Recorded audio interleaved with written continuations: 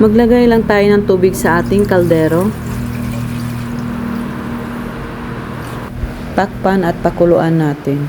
Habang nagpakulo tayo, hiwain lang natin dito yung ating isda. Ayan, fresh po yung ating isda. Hindi ko alam kung anong tawag sa isda na yan. Basta malaman siya. Ayan, napaka-fresh niya.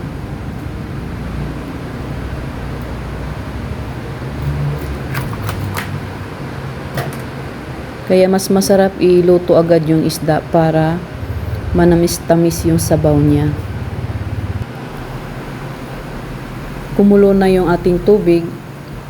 Lalagay natin yung ating luya, sibuyas, kamatis. Mas maraming luya, mas masarap dahil pang tanggal ng langsa. Maglagay rin tayo ng asin. Isunod naman natin na yung ating papaya. Takpan lang din natin. Pag kumulo na, dahil saglit lang naman yung ating papaya lutuin, ayaw kong sobrang lutong-luto. Maglagay lang din ako ng konting pampalasa.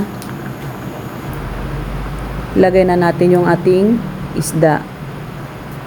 Masarap yung ganitong isda dahil malaman siya at hindi matinik.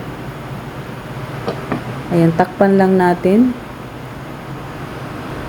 At pag kumulo na, ayan, luto na po yung isda natin dahil madali lang lutuin ng isda.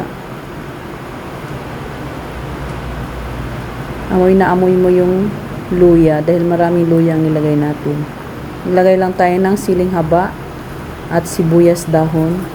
Isunod na rin natin yung ating talbos ng sili para tanggal langsa.